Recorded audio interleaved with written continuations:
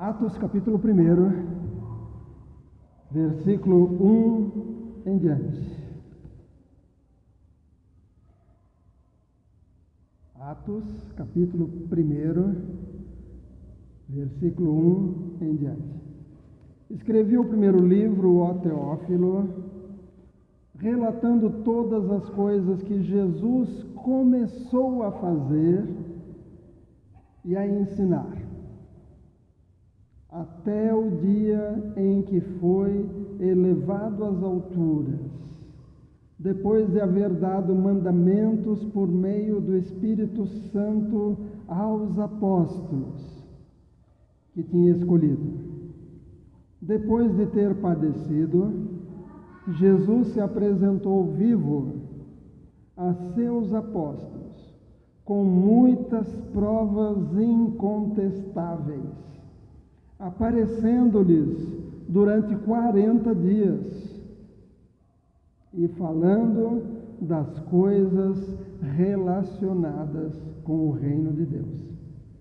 E comendo com eles, deu-lhes esta ordem: não se afastem de Jerusalém, mas esperem a promessa do Pai, a qual vocês ouviram de mim.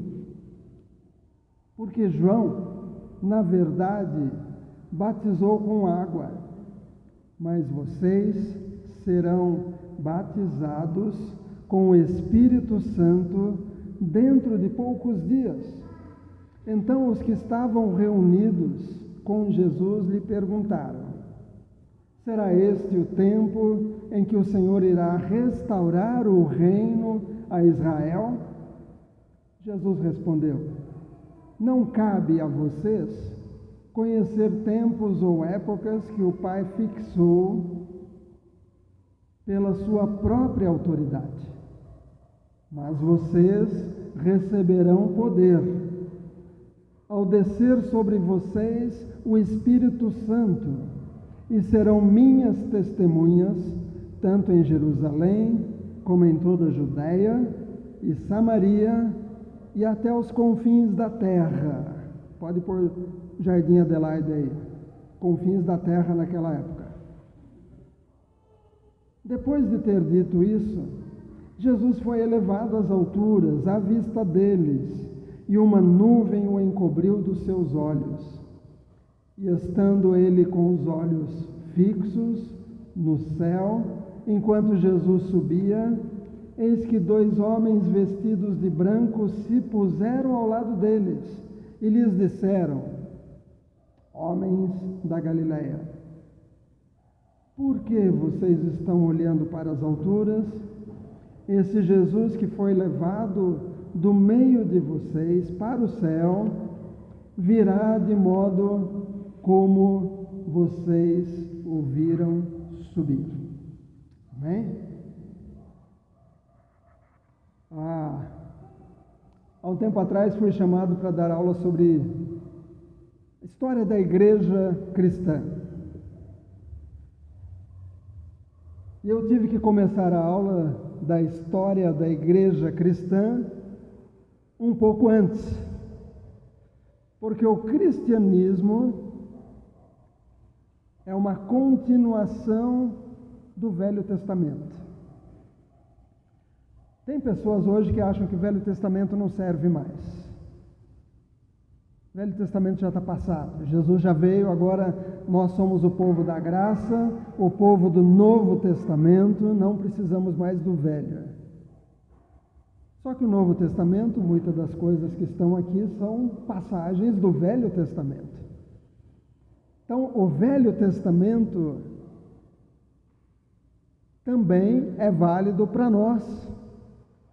Nós precisamos conhecer o Velho para compreender os cumprimentos das profecias, para compreender as coisas que aconteceram e que vão acontecer. Coisas que ainda vão acontecer estão no Velho Testamento, narradas pelos profetas. Se nós jogarmos fora o Velho Testamento, a gente não vai entender o cumprimento das profecias. Então, o cristianismo não está separado do judaísmo, mas o cristianismo veio do judaísmo. Jesus era judeu. Jesus foi circuncidado ao 7º dia. Jesus ia ao templo dos judeus. Mas a liderança daquela época não compreendeu que diante deles estava o Messias, que eles estavam aguardando e ainda hoje estão aguardando. O judeu acha que o Messias vai chegar, mas graças a Deus que muitos dos judeus têm aceito Jesus como Senhor e Salvador e estão compreendendo que Jesus é o Messias, o ungido, o escolhido. Aqueles que ainda estão esperando o Messias, se Jesus nascesse hoje em Belém, ele seria um palestino, não um judeu. Mas Jesus já veio. Essa semana a gente acordou, não sei quantos de vocês, mas no sábado de manhã com notícias. Notícias do que tinha acontecido em Israel. Por causa do fuso horário, as coisas já tinham acontecido no sábado lá em Israel, mas nós acordamos ontem, dia 7, com as notícias do que tinha acontecido no dia 6. Porque o sábado começa com o pôr do sol e vai até o pôr do sol do dia seguinte. E muitas coisas aconteceram lá. Israel e a faixa de Gaza, alguns dizem que é separado por um muro. E hoje eu estava vendo alguém que mora lá dizendo, não é na realidade um muro, é uma cerca. É uma cerca que diz daqui para cá Israel, daqui para lá é faixa de Gaza. É como o final aqui do Adelaide, tem aquele alambrado, do alambrado para cá é Hortolândia, do alambrado para lá é Campinas. E a faixa de Gaza, essa separação apenas por cercas, no feriado do sábado, que é um feriado muito importante para os judeus, palestinos em várias áreas entraram na região sul de Israel. Entraram muitos, e nós temos notícias de muitos mortos, muitos feridos, um grande número de reféns, especialmente mulheres e crianças. A data não foi escolhida por acaso. 50 anos atrás, exatamente 50 anos atrás, em 1973, no dia 6 de outubro, aconteceu algo muito parecido. Na época aconteceu a guerra do Yom Kippur, uma guerra que durou 18 dias e muita gente morreu. Em 2006, aconteceu uma outra guerra, a guerra chamada Guerra do Líbano. E a gente olha as notícias daqui, mísseis e coisa e tal, e a gente entende que estão em guerra já faz um bom tempo. E a gente tem que compreender que existem toda notícia tem dois lados. Toda notícia tem dois lados. Se você investigar só de um lado, você só vai ter uma ideia.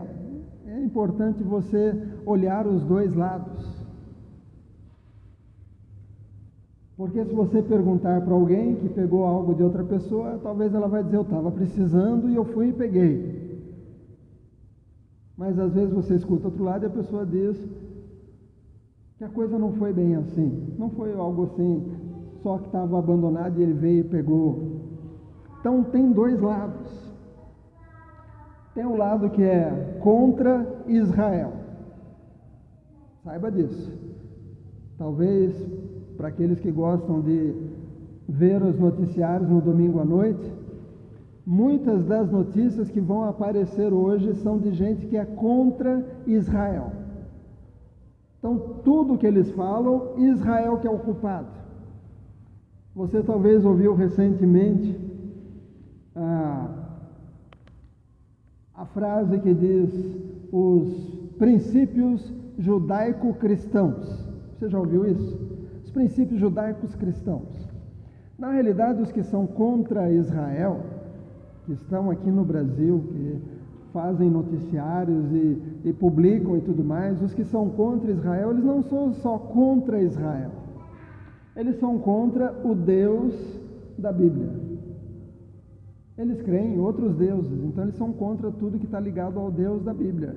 E como Israel está ligado à Bíblia, eles falam dos princípios judaico-cristãos, mas na realidade eles são contra Deus. Eles não aceitam aquilo que nós cremos do Velho e Novo Testamento. Eles são contra Jesus, são contra o cristianismo. Então, quando eles dizem os princípios judaico-cristãos são ultrapassados, eles estão dizendo que nós somos o quê? Ultrapassados. Quando eles dizem, eles criticam, por exemplo, essa ideia de família do conceito judaico-cristão, está ultrapassada. Não é mais assim. O que eles estão dizendo? Que essa coisa de pai, mãe e filhos é ultrapassado, não serve mais. Hoje é outro conceito de família. Quando eles dizem que o padrão de casamento dos princípios judaico-cristãos estão ultrapassados, eles estão dizendo essa ideia não serve mais. A ideia de criação de filhos, a ideia de sexualidade, a ideia de trabalho e tudo mais, eles estão dizendo tudo isso já passou, é ultrapassado. Estamos agora num novo tempo. Mas pode observar, eles nunca vão dizer que os princípios dos muçulmanos estão ultrapassados, não servem mais. Eles não criticam os muçulmanos. Eles não vão dizer que a religião que veio da África está ultrapassada, não serve mais. Eles não falam. Eles não vão dizer que as ideias dos japoneses, lá da religião deles, está ultrapassada.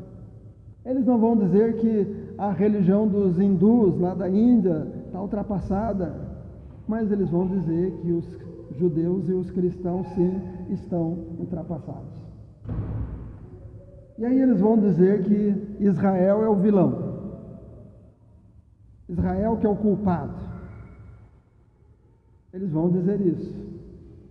Um dos que dão notícias desse lado disseram que pessoas com paus e pedras entraram em Israel e conseguiram vencer o exército armado de Israel, com paus e pedras. Mas graças a Deus que a internet hoje age diferente. Antigamente, havia uma coisa chamada radiofoto.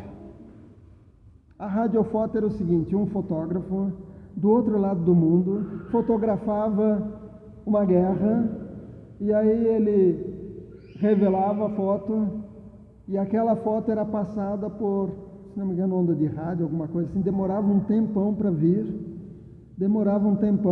e o que saía do lado de cá era uma imagem bem borrada. Eu faço o desafio, pesquisa depois o que era uma fotografia por radiofoto. E a gente via no jornal e ficava tentando entender o que estava ali, é tipo ultrassom. Que o médico diz, aqui está a cabeça, aqui está não sei o quê, e aqui está o coraçãozinho, e a gente olha aquilo e fala, tá bom, eu acredito, está dizendo eu acredito. Mas hoje não, acontece uma coisa do lado de lá, e de repente alguém entra em live lá, e se você tiver com seu YouTube ligado aqui, você vai ficar sabendo ao vivo o que está acontecendo do outro lado. E as imagens que vieram para cá não são de pessoas com paus e pedras, mas carros e motos em grande quantidade, gente armada até os dentes com metralhadoras, atacando pessoas civis. Por que eu estou dizendo tudo isso? Porque a Bíblia diz que a gente tem que orar pela paz de Jerusalém. A Bíblia diz para nós orarmos pela paz de Jerusalém. É comum dizer que Jerusalém, Israel, é o relógio dos acontecimentos. Você já ouviu falar isso? As pessoas falam, por que Israel é o relógio? É porque você tem que ir olhando o que está acontecendo lá e compreendendo que as coisas que Jesus falou dos finais dos tempos vão acontecer lá.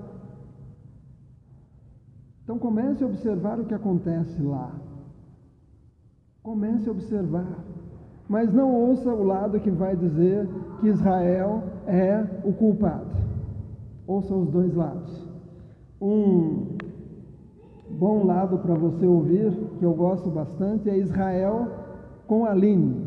Esse é o nome do canal, Israel com Aline. Se você esqueceu, depois me manda um zap que eu vou te passar o canal. É uma brasileira que mora lá. Então ela conta as coisas, ela visita os lugares e ela explica para a gente, no nosso português, o que é que está acontecendo lá. E ela entrou na noite do dia 6 para dizer o que estava acontecendo. E ela contou várias coisas, e eu achei muito esquisito, porque ela disse, é a primeira vez que Israel, em 17 anos que eu estou morando aqui, é a primeira vez que Israel está em guerra. E eu pensei, mas eu sempre vejo explosão lá, e míssil, e não sei o quê, e ela disse, é a primeira vez que Israel está em guerra. Já teve alguns conflitos, sempre tem conflitos, míssil que explode aqui, míssil que explode ali, mas guerra é a primeira vez. Na nossa cabeça parece que sempre teve em guerra. E ela falou algo muito interessante. A gente aqui, de vez em quando, põe algum aplicativo novo no celular. Em algumas regiões eles têm aplicativo para avisar se vai chover muito. E as pessoas, quando vai chover muito, elas saem dos lugares de risco. E ela estava dizendo que lá em Israel o aplicativo é diferente.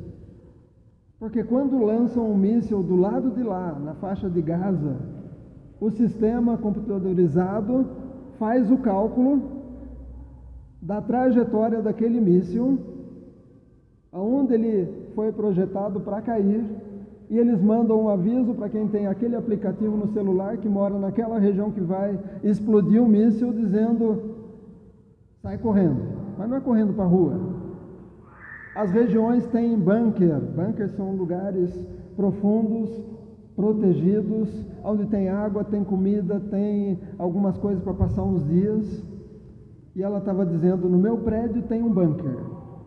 E quando o meu aplicativo desperta e começa a fazer barulho, eu tenho 1 minuto e meio para entrar no bunker. Descer do prédio, 1 minuto e meio, estar dentro do bunker. Já pensou? E aí eles ficam lá, passam um tempinho, eles voltam e continuam a vida deles. Continua cozinhando, continua estudando, continua... Mas 1 minuto e meio. Tem outras opções. Por exemplo, ela disse que a escada é um lugar seguro, porque os prédios são construídos de forma que a escada seja um lugar mais resistente a ataques. E o prédio que ela, não sei se é o que ela mora hoje, mas há um tempo atrás, ela disse, nós temos um quarto que tem portas especiais e janelas vedadas, que a gente também pode se esconder dentro do quarto e ficar lá dentro.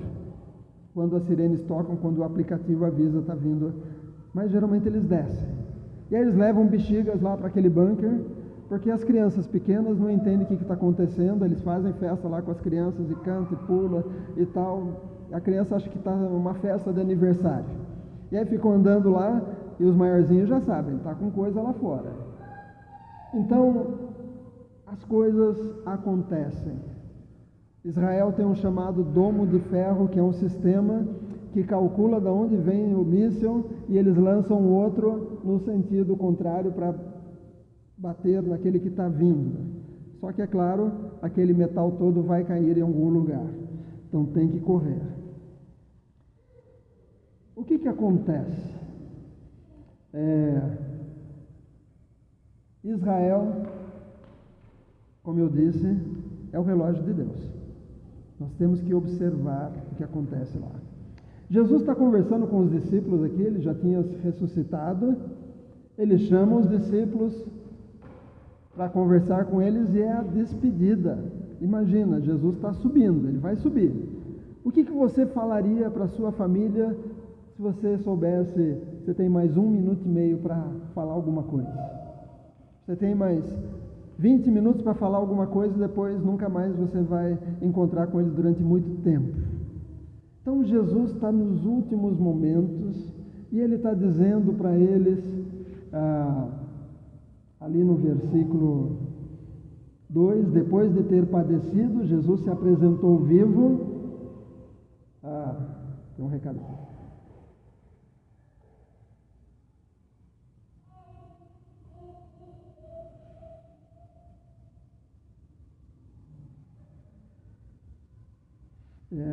Obrigado. Então, Jesus chama os discípulos e diz: depois de ter padecido, Jesus se apresentou vivo a seus apóstolos com muitas provas incontestáveis, aparecendo-lhes durante 40 dias. Quem escreveu o livro de Atos provavelmente foi Lucas. Por isso que ele diz que eu já escrevi o primeiro livro. E agora ele está continuando. Ele não tem nenhum lugar dizendo eu, Lucas, estou escrevendo. Mas pelos acontecimentos depois no livro, dá para entender que foi Lucas. Mas ele está falando de provas incontestáveis. Você já viu, por exemplo, gente analisando a Última Ceia pelo quadro de Leonardo da Vinci? Vocês já viram? E eles tentam provar que não sei o quê, porque tal. Para começo de conversa, Jesus nem sentou numa mesa, como a gente come. Sabe aquele quadro da Última Ceia de Leonardo da Vinci, que tem lá Jesus e os discípulos? Na época de Jesus não era nem mesa que usava. É como se eu hoje pintasse um quadro de Napoleão Bonaparte. Um quadro bonito, lindo, maravilhoso. E daqui a 300 anos alguém pegasse o meu quadro para tentar analisar o Napoleão Bonaparte pela minha gravura. Eu nunca vi o Napoleão, não sei se ele era baixinho, se ele era alto, não sei se ele era... não sei nada dele. Então, se eu desenhar, vai ser a minha ideia. Leonardo da Vinci não viveu nos dias de Jesus. Ele pintou aquilo que ele imaginou que foi. Mas esses que estavam aqui, Lucas está escrevendo dizendo que Jesus apareceu por muitos dias, foram 40 dias, com provas incontestáveis. Há outras passagens que diz que os que viram ainda estavam vivos. Mas hoje as pessoas olham e falam: não aconteceu. Não aconteceu por quê? Porque você não viu? Só porque você não viu? Em casa nós temos uma frase comum, que é a troller de 4 portas. O que é a troller de 4 portas? É um dia que a gente estava andando, Jaqueline, Jaime e Alexandre eram pequenos, eles já foram pequenos um dia, eram já adolescentes, coisa e tal.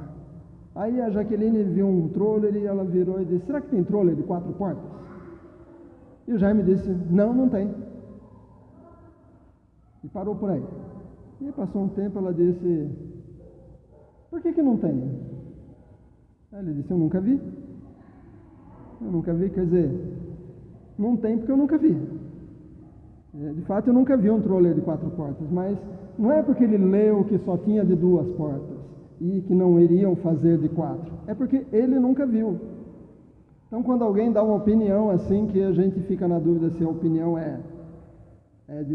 porque conhece do assunto, porque está chutando, a gente diz: é troller de 4 portas. Então já mata na hora. Mas tem muita gente dando opinião troller de 4 portas, gente que não estava naquela época, gente que não viveu com as pessoas que estavam naquela época e querem agora dizer se aconteceu ou não aconteceu, se Jesus ressuscitou ou não ressuscitou, se fez milagre ou não fez. E Jesus está nos últimos momentos com os seus discípulos, dando o recado. E ele tinha algo importante para fazer. Jorge de Barros, aquele cabo-verdiano, que foi chamado para ir para os Estados Unidos para trabalhar na Casa Nazarena de Publicações. Ele era jovem ainda, jovem pastor. E aí ele precisava pegar o navio para ir para, como eles chamam nos Estados Unidos, ir para a América. Chegaram lá no aeroporto, no porto, e aí o pai dele chamou para um canto para orar por ele. Só que quando o pai dele orava mesmo, orava sem aquela oração longa. E ele começou a orar pelo Jorge, orar. E nisso, alguém disse, o barco já foi. E o pai dele disse, volta! Daqui a pouco o barco começou a voltar, por causa do Jorge, por alguma razão. E dizem que um barco para voltar não é fácil, não é simplesmente dar marcha ré, alguma coisa, tem que desligar um monte de motor, tem que fazer um monte é um bom tempo, eles até avisam, não caia de um barco, se você cair não vai ser tão fácil o barco voltar para te buscar. Mas era a última oração do pai do Jorge de Barros, sem saber quando encontraria o filho. E ele fez questão de orar mesmo. Aqui Jesus está com os discípulos e ele diz, olha, versículo 4, e comendo com eles, deu-lhes esta ordem, não se afastem de Jerusalém, mas esperem a promessa, a qual vocês ouviram de mim, porque João, na verdade, batizou com água, mas vocês serão batizados com o Espírito Santo dentro de poucos dias. Jesus está falando aquilo que era mais importante. E aí, de repente, versículo 6, então os que estavam reunidos com Jesus lhe perguntaram, será este o tempo que o Senhor irá restaurar o reino a Israel? Jesus falou, daqui a poucos dias vai cair o Espírito Santo. E os discípulos já começaram a pensar, o Senhor vai restaurar o reino a Israel, ou seja, vai sentar no trono do rei de Israel e nós seremos os ajudantes do rei, os primeiros ministros e ministro da guerra, ministro do interior, ministro das finanças, ministro do não sei das quantas. E aí Jesus diz, não cabe a vocês. Versículo 7, Jesus respondeu, não cabe a vocês conhecer tempos ou épocas que o Pai fixou pela sua própria autoridade. De que tempo Jesus está falando? Ele está falando dos últimos dias. Os discípulos estavam achando que o reino de Deus seria Jesus sentar no trono de Israel, como herdeiro de Davi. Mas aqui está falando de reino de Deus, o reino de Deus. Está falando de coisas mais eternas, coisas eternas, não de um reinado aqui da terra. Me chama a atenção porque Jesus está falando algumas coisas importantíssimas e de repente alguém quer mudar de assunto. Jesus, vamos falar de coisas mais legais, reino. Vamos falar de assuntos mais... Isso mexe com o nosso coração. E ainda hoje sempre tem alguém querendo algo mais. Quando na realidade o importante para mim e para você é o básico. O básico não é algo simples. O básico é alicerce. Esse prédio está em cima de alicerces. Do básico. É que às vezes a gente tem ideia do básico ao acabamento, quer dizer, básico é coisa simples, tijolo, pedra, acabamento é a coisa mais importante. Não, básico é a base, é o alicerce. Nós precisamos do básico sempre, sempre. Imagina só, telhado. Existem vários tipos de telhado. Quando o Luiz foi fazer o dele, ele tentava explicar para os pedreiros, para os carpinteiros, eles não entendiam, até que ele pegou um monte de palito de churrasco e fez uma maquete daquela coisa. A gente viu o Luiz andando para lá e para cá com uma coisa desse tamanho assim, que era o telhado dele, com as diversas águas. Depois quebrou, né? Infelizmente, mas tirou foto. Também não tirou foto? Olha, gente, tira foto de tudo, né? Mas, às vezes as pessoas querem começar pelo telhado. E esquece que tem que começar pela base. A nossa casa lá em São Paulo, eu já compartilhei com vocês, a gente quis sair do aluguel, a casa não estava pronta, mas a gente entrou assim mesmo, com a Jaque pequenininha, bem pequenininha, tamanho da Esther mais ou menos, talvez. Não, nem lembro que idade você tinha quando mudou para lá, um pouquinho mais, mas não estava pronta, mas era a nossa casa, era o nosso quintal. A gente parou de pagar aluguel e a gente entrou, e aí as chuvas vieram, e como seria o futuro porão da casa, a lavanderia da casa, nós estávamos morando na lavanderia da casa. Quando começou a chover, as goteiras começaram. E aí procura um, procura outro, passa não sei o que, passa não sei o que lá, passa Neutrol, passa isso, passa aquilo, e eu ia lá, comprava e passava. Agora resolveu. Aí chovia, pingava de novo. Passa não sei o que, eu fazia, chovia, até que alguém disse, põe um telhado. Põe um telhado.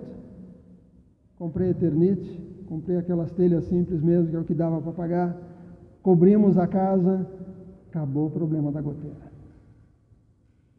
Era um telhado simples? Era, mas funcionou.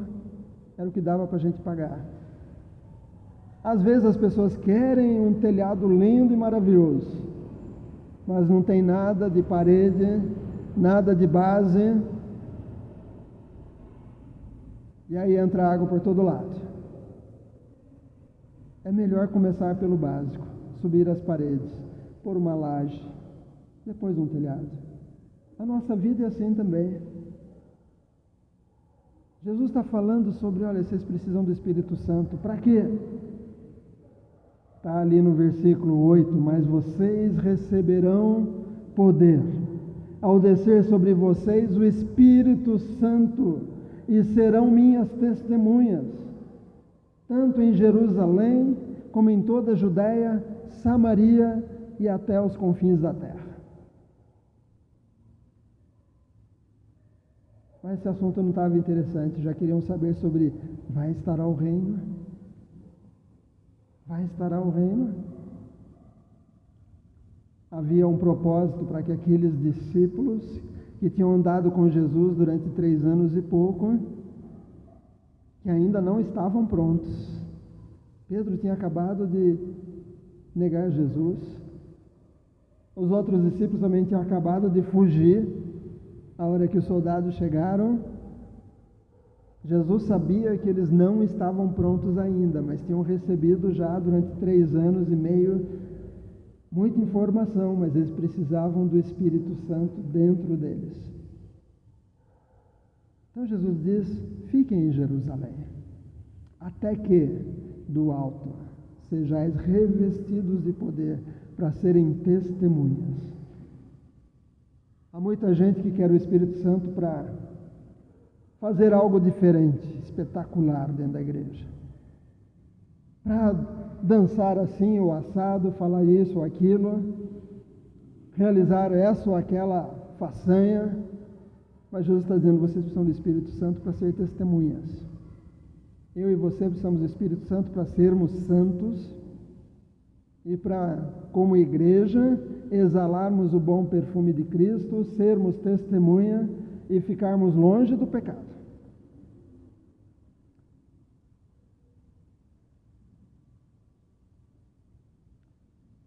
Nós precisamos buscar o Espírito Santo. Nós precisamos convidar o Espírito Santo para entrar em nossas vidas. Assim como Jesus não invade o coração de ninguém. Eu já contei de alguém que pintou um quadro de Jesus batendo numa porta. Esse quadro é famoso. Jesus batendo a porta. E aí alguém, na época que o pintor fez esse quadro, alguém disse, Está faltando a maçaneta, né? Sabe quem sempre acha um defeito? Você faz um bolo perfeito, a pessoa chega e diz, não cresceu bem aqui. Ao invés dela elogiar que o bolo está gostoso, ela tenta achar um defeito para dizer que é melhor. Então alguém olhou o quadro e disse, não tem maçaneta. E aí o pintor disse, sim, não tem maçaneta, porque a maçaneta está por dentro. A nossa vida, Jesus está batendo por fora, eis que estou à porta e bato. Se alguém ouvir a minha voz e abrir a porta, eu entrarei. Ele está falando isso para uma igreja, para a igreja dele. Está lá em Apocalipse. Se Jesus não invade a igreja dele, que é dele, ele espera que seja convidado. Ele também não invade a sua vida e a minha. Ele espera que você abra a porta e diga, Jesus, entra, pode entrar. É uma oração tão simples que você pode fazer lá na sua casa mais tarde. Você pode fazer agora aí sentado no seu lugar, você pode fazer no final do culto. A hora que você quiser, você pode dizer, Jesus, eu abro a porta da minha vida e convido, entra. O Espírito Santo também não invade. Aqueles discípulos desceram. Jesus subiu aos céus e 2 anjos apareceram do lado deles. Não é que Jesus subiu e 2 anjos ficaram para fazer o trabalho de Jesus. Eles só vieram dar um recado. E o recado era, por que vocês estão olhando para cima? Está lá no versículo 10, aliás, o 9, depois de ter dito isto, Jesus foi elevado às alturas, à vista deles, e uma nuvem o encobriu dos seus olhos. E estando eles com os olhos fixos no céu, enquanto Jesus subia, eis que 2 homens vestidos de branco, ou seja, 2 anjos, se puseram ao lado deles e lhes disseram, homens da Galileia, por que vocês estão olhando para as alturas? Esse Jesus, que foi levado do meio de vocês para o céu, virá do modo como vocês o viram subir. Ou seja, vocês viram ele subir? Um dia ele vai descer. Por que os anjos tiveram que chegar e dizer para eles descerem para a cidade? Porque senão até hoje teria um grupinho lá em cima na montanha esperando Jesus descer. Esperando Jesus descer. Até hoje teria um grupinho lá. E onde é que nós estaríamos? Longe de Jesus, porque a mensagem não chegaria até nós. Se os discípulos tivessem ficado lá, Pedro já tinha tido aquelas barracas aqui, uma para Moisés, uma para Elias, uma para Jesus. Ele até estava disposto a dormir ao relento, desde que estivesse lá em cima, num culto abençoado com Moisés, Elias e Jesus. Não estava nem se importando com os outros que tinham ficado embaixo. Talvez até hoje teria um monte de barraquinhas lá em cima esperando Jesus descer, mas os anjos falaram, é para descer. Bora trabalhar. Vão lá para Jerusalém e esperem a promessa. Então, as coisas estão acontecendo. Guerra em Israel. Depois de muitos anos. A última foi em 1973. Aliás, a última não, a penúltima. A de 50 anos atrás. 2006 foi a última guerra. A guerra do Líbano. Mas agora está com uma guerra nova lá. Há muitas coisas acontecendo. E um dos sinais da volta de Cristo é que o templo será reconstruído. Mas hoje tem uma mesquita lá, onde antigamente tinha o templo. Sabe aquele templo que Salomão construiu, depois foi destruído, depois Herodes reconstruiu, depois foi destruído. Lá naquele lugar tem hoje uma mesquita. Para o templo ser reconstruído, alguma coisa vai acontecer lá. Então, por isso que nós temos que olhar para Israel e orar por eles, orar pela paz em Israel, E isso está lá no Salmo, alguém se lembra qual que é? 120, o pastor até comentou hoje de manhã, acho que é 122. Se alguém puder achar, por favor. A minha chave bíblica não está aqui. Isso mesmo, Salmo 122. Salmo 122. Minha chave bíblica é a pastora Lúcia. Às vezes eu chego no cemitério e de repente eu lembro uma passagem e falo, onde é que está a passagem tal? Ela me fala, eu procuro. Diz aí, alegrei-me quando me disseram, vamos para a igreja, vamos à casa do Senhor. Pararam os nossos pés junto às suas portas, ó Jerusalém. Jerusalém, você que está construída como uma cidade bem sólida, para onde sobem as tribos do Senhor, como convém a Israel, para renderem graças ao nome do Senhor. Lá estão o trono de justiça, os tronos da casa de Davi. Orem pela paz de Jerusalém, que sejam prósperos aqueles que a amam. Reine paz dentro de suas muralhas e prosperidade nos seus palácios. Por amor dos meus irmãos e amigos, eu peço, haja paz em você. Por amor da casa do Senhor nosso Deus, buscarei o seu bem. Ore pela paz em Israel. Porque quando guerras começarem a acontecer muito forte lá, as profecias falam sobre países guerreando contra Israel. A Bíblia fala sobre coisas que vão acontecer lá, por isso que a gente fala que é um relógio, que a gente tem que ir olhando lá e olhando na Bíblia, dizendo, opa, já estamos chegando em tal parte, já estamos chegando em tal parte. Então ore por Israel. Temos igreja do Nazareno lá em Nazaré. Mandei o vídeo para vocês hoje, não sei quantos viram. Foi postado no começo do ano, quando um pastor nosso estava lá. Ore por Israel. Tem muitos brasileiros lá. Muitos. Ore por Israel. Ore. Ore pela igreja. Ore, porque Jesus um dia vai voltar. Ele subiu, mas ele vai voltar. Mas para que ele volte, algumas profecias precisam acontecer, coisas que a Bíblia já está avisando, vai acontecer nos últimos dias. Para que está avisando? Para a gente ir percebendo, para a gente ir olhando e entendendo, opa, eu preciso andar firme com Jesus, porque as coisas estão acontecendo lá, as coisas estão acontecendo, vai ser reconstruído. Por que se sabe que vai ser reconstruído? Porque alguém vai querer sacrificar lá no templo. Só que o Cordeiro já morreu. Quem que é o Cordeiro de Deus? Jesus. Mas quando eles reconstruírem o templo, eles vão querer voltar a fazer sacrifício de ovelhas. Abominação a Deus. E vão querer fazer outras coisas lá no templo.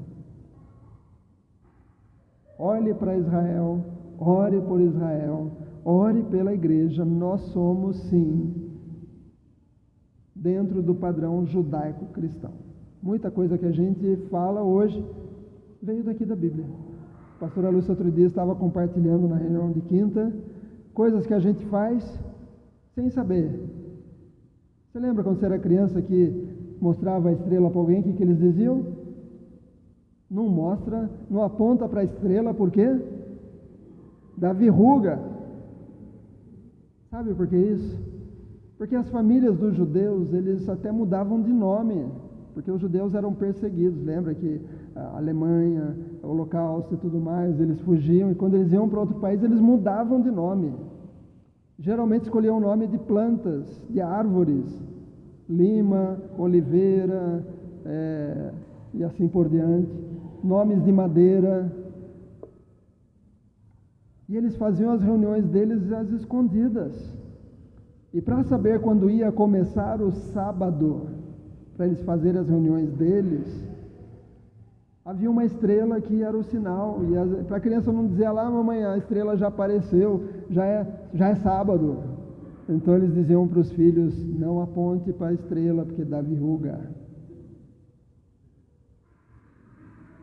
A ideia de lavar a casa na sexta-feira é porque no sábado era a reunião do sábado, do Shabá dos judeus, então eles lavavam na sexta-feira. Varrer a loja e varrer para a porta do fundo e não para a porta da frente. É porque nas casas, na porta da frente, havia uma pecinha pendurada ali que simbolizava a palavra de Deus, então eles não levavam o lixo para aquele lugar onde tinha aquele símbolo especial, então eles varriam para o fundo. Tem gente falando para não dar azar, por isso não pode varrer para a porta da frente. Não, era coisa já dos judeus. E vários outros detalhes, várias situações. Então nós hoje, como cristãos, o nosso Cristo era um judeu. Nasceu lá. Mas hoje nós estamos esperando a Jerusalém eterna. O céu, a Canaã, a nova Canaã, o céu. Nós queremos ir para lá. Alguns já partiram. Mas nós ainda estamos vivos. Vai chegar um momento que Jesus vai voltar. Ele não vai pisar aqui. Ele vai encontrar a igreja dele nos ares. Porque os mortos em Cristo ressuscitarão primeiro. Depois os vivos. A gente não vai passar na frente dos mortos, não. Eles vão ressuscitar primeiro. E aí nós receberemos todos um corpo novo. Porque alguns foram queimados, outros foram devorados por leões, outros foram decapitados. Não vai subir sem pescoço, sem braço, cortado no meio. Todos vão receber um corpo novo, um corpo glorificado, perfeito. E os vivos também vão receber um corpo novo. Para encontrar com esse Jesus que subiu, ele vai voltar.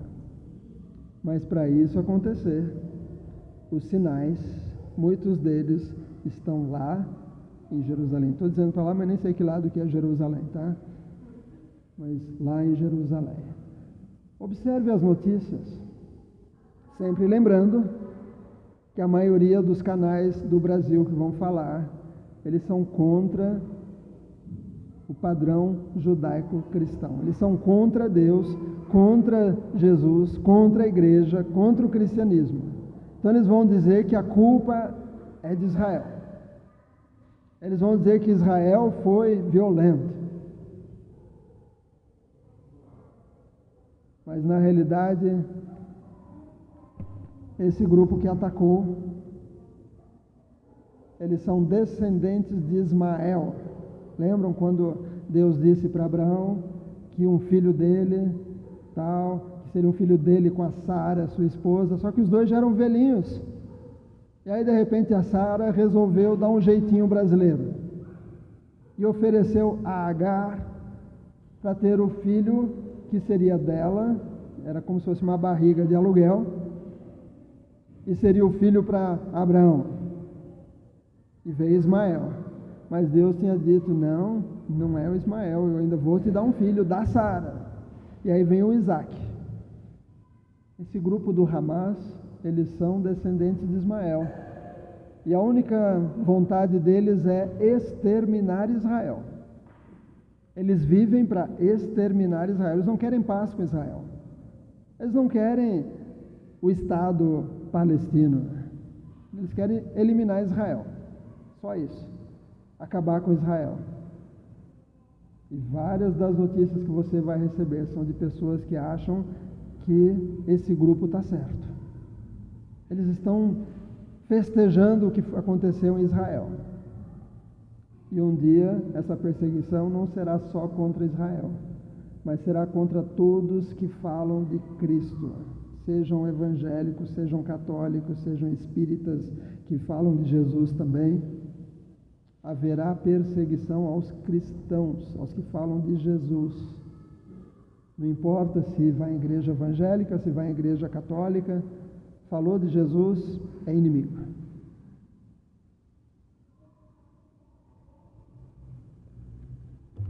Jesus disse: vocês precisam do Espírito Santo. Ficar em Jerusalém, até que do alto sejais revestidos com poder. Se Jesus não falasse isso, Jesus só tivesse dito, se os anjos só tivessem dito, desçam, alguns teriam desistido, outros já começariam a construir a igreja do jeito deles, com a cabeça deles, e hoje a igreja seria uma salada de frutas, mais do que é em algumas situações, mas já teria começado naquela época, mas eles tiveram que esperar o Espírito Santo, todos serem cheios do Espírito Santo, para depois começarem a igreja. Jesus disse de por todo mundo, pregar o evangelho a toda criatura.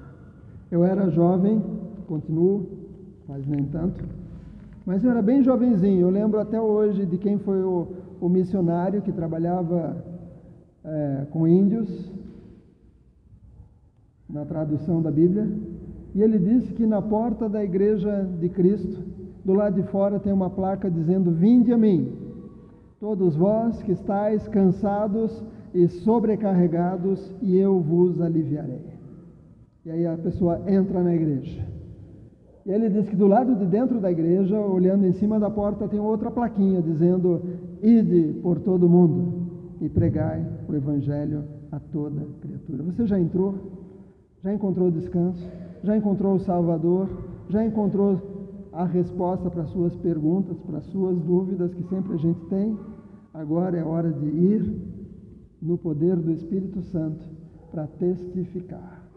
O Espírito Santo não é só para dentro da igreja, para um culto diferente dentro da igreja e depois sair e continuar uma vida de qualquer jeito. O Espírito Santo é para dentro e fora da igreja. Lá no seu trabalho você precisa do Espírito Santo. Lá na sua classe você precisa do Espírito Santo. Lá no seu bairro você precisa do Espírito Santo. No seu ministério, nos seus relacionamentos, você precisa do Espírito Santo para te dar poder para testemunhar, para viver uma vida santa. E aí ele vai dar os dons, vai dar o fruto do Espírito. E conforme a vontade dele, ele vai dar um dom para uma pessoa, para o outro do lado ele vai dar outro, para o outro ele vai dar outro dom, não dá o mesmo dom para todo mundo, mas ele dá os dons conforme lhe apraz, não conforme nos apraz. É ele quem vai dizer para o irmão Cordeiro: eu vou dar esse dom. Para Sara, eu vou dar aquele dom. E ele dá os dons para a edificação do corpo de Cristo. Para isso. Amém? Você vai ver notícias, mas veja, compreendendo que muitas delas são sinais para a gente começar a entender o que está acontecendo. Amém? Abaixe sua cabeça. Feche seu olho. Nós vamos orar. Logo depois a Dani tem um testemunho para dar. Mas eu quero orar por você. Talvez você tenha visto algumas imagens. Hoje as imagens correm rápido no WhatsApp, no Instagram, no YouTube. Algumas imagens são falsas e outras são verdadeiras. Tá bom? Entenda isso. Algumas imagens são falsas, outras são verdadeiras. Então, não sai espalhando sem saber se é verdadeiro ou não. Mas vamos orar. Ó Deus, eu peço pelos meus irmãos que estão aqui. Alguns estão se sentindo tristes por saber o que está acontecendo lá. Lá onde Jesus andou, lá onde os profetas profetizaram, lá onde os patriarcas viveram, e nós temos o Velho Testamento narrando as coisas que aconteceram lá, e vezes que o povo foi tirado para um tempo de tratamento no exílio e depois foram devolvidos. Senhor, abre os nossos olhos espirituais e os nossos ouvidos espirituais, para que a gente não veja apenas notícias, mas que a gente compreenda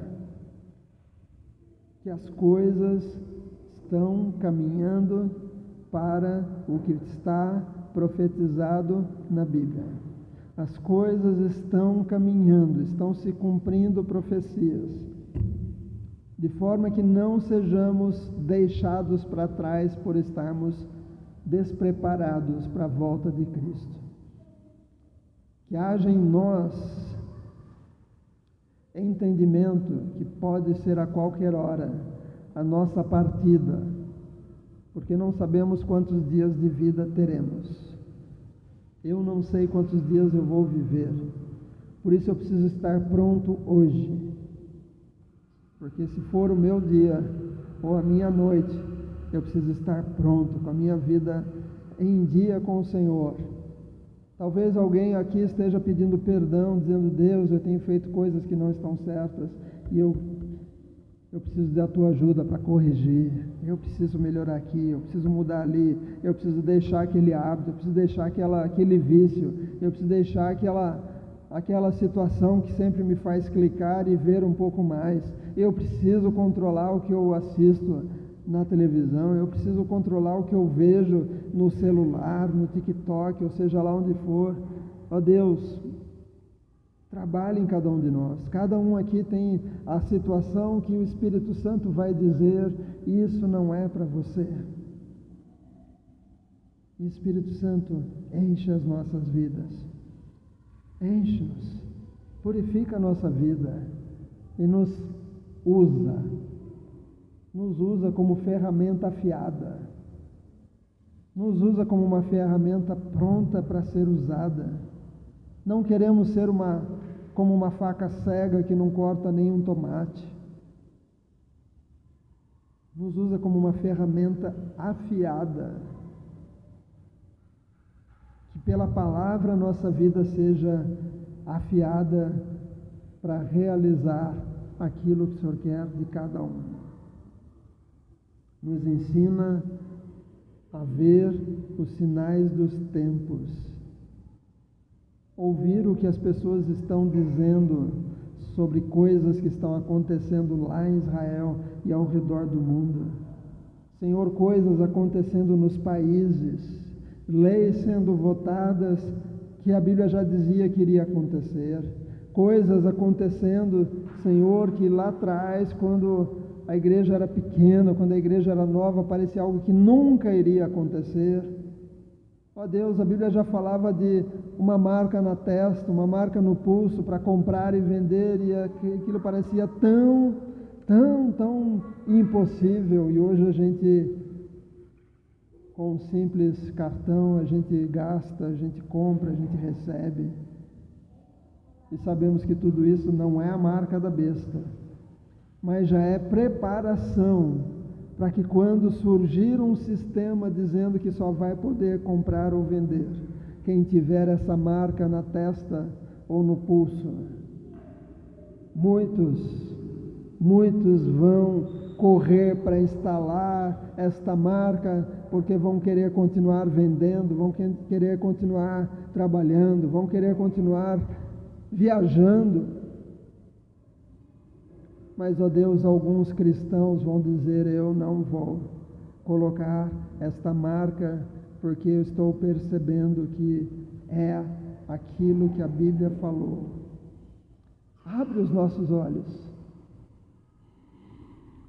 em nome de Jesus. Amém.